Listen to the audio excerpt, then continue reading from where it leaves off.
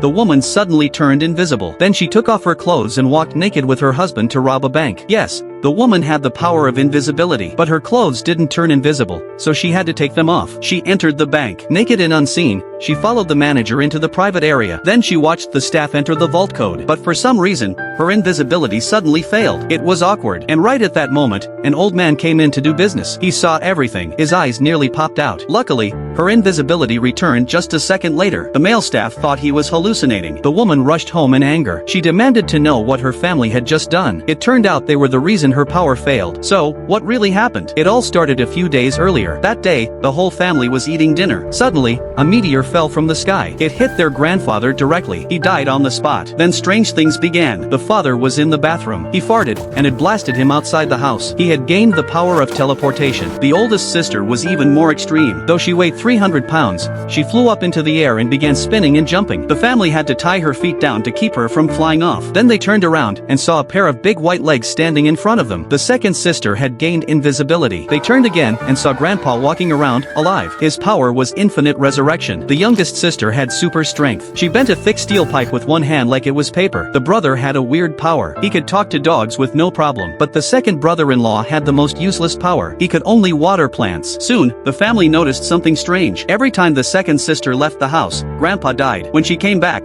Grandpa came back to life. The brother-in-law began testing the pattern. He told her to go outside again, and Grandpa dropped dead. After several tests, they figured it out. All 7 family members had to stay together to keep their powers.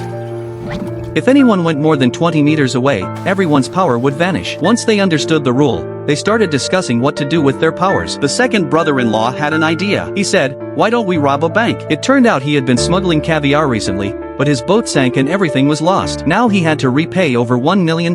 If he didn't, his boss would send him abroad and sell his organs. So he needed money badly. Besides, if they got the money, the whole family could live in comfort. Everyone agreed. They were ready to do it.